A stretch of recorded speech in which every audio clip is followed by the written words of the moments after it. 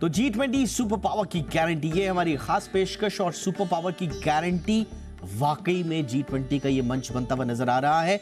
भारत की अध्यक्षता में जारी 37 पेज का जो घोषणा पत्र है, उस पर जो आम सहमति बनी है, उसकी बड़ी बातें जरा देखिए आप।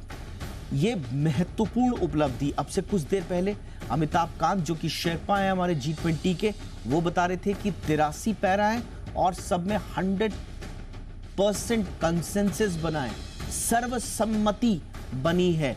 इसके अलावा जो जियो पॉलिटिकल इश्यूज थे, उन पर भी सर्वसम्मति बनी है। तो कुल मिलाकर ये 37 पेज का घोषणा पत्र, और भारत इसमें पूरी दुनिया को एक साथ राजी करने पर कामयाब हुआ। इसे बड़ी उपलब्धि के तौर पर देखा जा रहा है। सभी देश सस्टेनेबल डेवलपमेंट पर काम करेंगे। वन फ्यूचर अलायंस बनाया जाएगा, बायोफ्यूल अलायंस बनेगा। फाउंडिंग मेंबर इसका भारत, अमेरिका और ब्राजील होंगे। हमारी एक धरती एक परिवार एक भविष्य का जो जोर था, वो इसमें शामिल किया गया है। मल्टीलेटरल डेवलपमेंट बैंकों को मजबूती दी जाएगी, ये इसमें शामिल किया गया है। ग्लोबल साउथ की प्राथमिकताओं को शामिल किया जाएगा। क्रिप्टो एसेट्स को लेकर एक ग्लोबल पॉलिसी बनाने की पर बातचीत पर भी सहमति बनी है। बहुत सारे इसके हाइलाइट्स हैं। थोड़ा और इनको इलैबोरेट करते हैं मेरे सहयोगियों के साथ। अमरीश पांडे भी मेरे साथ हैं और तरुण शर्मा, दोनों मेरे साथ जुड़ रहे हैं। अमरीश, पहले आपके पास आऊंगा। ये 37 पन्नों के घोषणा पत्र में हाइलाइट्स क्या हैं? देखिए, 33 पन्नों का जो घोषणा पत्र, वो साफ शब्दों में यही कहता है कि जितनी चीज़ें, जितनी अपनी प्रेसिडेंसी में जो कुछ भी भारत ने कहा था, उस पर सभी देश सहमत हो चुके हैं। इसलिए इसको अभी तक का सबसे सफलतम G20 समिट कहा जा रहा है। अभी जो हमने प्रेस कॉन्फ्रेंस सुनी, उसमें यही कहा गया कि जितने भी चीज़ें हमने उठाई थी, जिसमें कि दुनिया के तमाम देशों के फ़ायदे की चीज़ें हैं, उन सब पर सहमति बन गई है।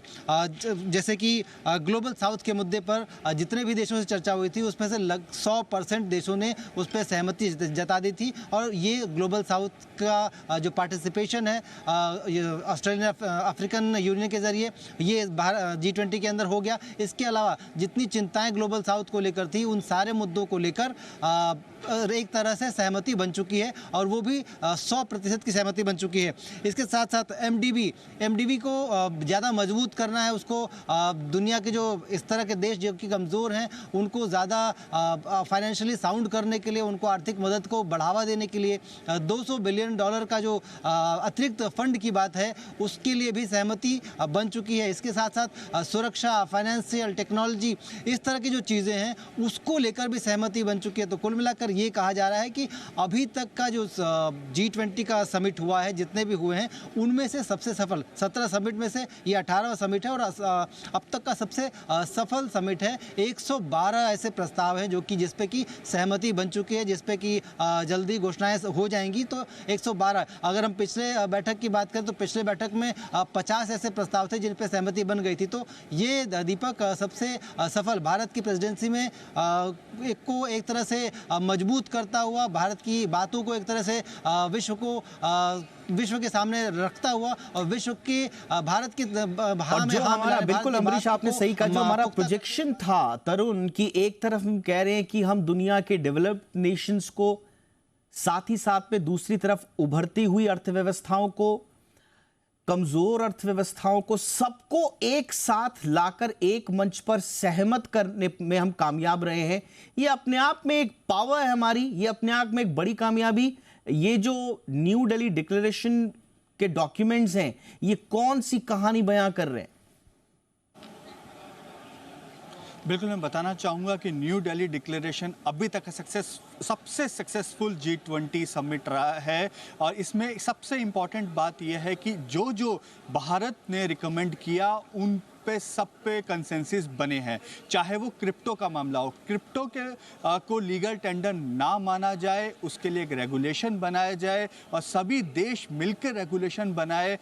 इसको सबसे पहले भारत ने ही प्रपोज किया था अपनी प्रेसिडेंसी में, और इसी प्रेसिडेंट और लीडरशिप समिट में भी ये उस चीज़ पे अप्रूवल आ गया है कि एक रेगुलेशंस तैयार किया जाएगा क्रिप्टो के लिए। सभी देश मिलकर इस पर रेगुलेशन बनाएंगे और लीगल टेंडर इसको लीगल टेंडर का फॉर्म इस क्रिप्टो करेंसी को नहीं दिया जाएगा। तो ये एक बड़ा फैसला लीडरशिप समिट में आया है और वो भी इसलिए इम्पॉर्टेंट है क्योंकि ये जो रिकमेंडेशन थी वो हमारे भारत की तरफ से रखी गई थी, पहला। दूसरा, MDB जो हमारे साथी अमरीश भी बात कर रहे थे, $200 बिलियन उसको स्ट्रेंथन करने, मतलब वर्ल्ड बैंक, IMF, ADB, ये जो बैंक्स हैं इनकी बैलेंस शीट को कैसे स्ट्रेंथन किया जाए, क्योंकि एक तरफ तो ये लैंडिंग कर रहे हैं लेकिन दूसरी तरफ कई ऐसी कंट्रीज हैं जो वनरेबल हैं, चाहे वो घाना हो, जाम्बिया हो, श्रीलंका हो, जहाँ पे इनका पैसा लगा हुआ है और स्ट्रेस है। तो अब जो क्लाइमेट फाइनेंस के लिए $200 बिलियन चाहिए वो कैसे रेस किया जाएगा, उसका भी रोड मैप इस लीडरशिप समिट में तैयार हो गया। तीसरी बात कि डिजिटल पब्लिक इंफ्रास्ट्रक्चर को कैसे फाइनेंशियल इंक्लूजन के लिए यूज़ किया जाए, ये भी भारत के लिए एक बड़ा मोर्चे पे सफलता होगी, क्योंकि UPI को हमने दिखाया कि किस तरीके से हम सफल बना पाए। वर्ल्ड बैंक ने ये माना कि हम कैसे फाइनेंशियल इंक्लूजन की वजह से हमने कैसे पॉवर्टी दूर करी। तो ये जो मुद्दे हैं, ये जो अभी तक की सबसे सक्सेसफुल G20 समिट को देखते हुए कि चाहे अफ्रीकन यूनियंस को G20 का परमानेंट मेंबर बनाना, ये सभी रिकमेंडेशंस जो थी वो हमारी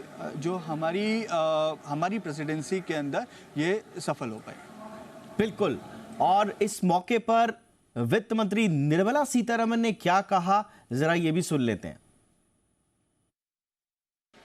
Laying the building blocks for a globally coordinated and comprehensive policy and regulatory framework for crypto assets.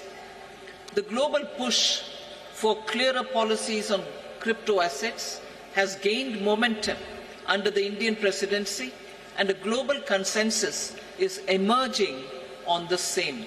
The presidency will support the IMF and the FSB, and FSB is also setting the contours of the regulatory framework for a globally coordinated approach to crypto assets. So the presidency, with the support of IMF and the FSB, is setting these contours.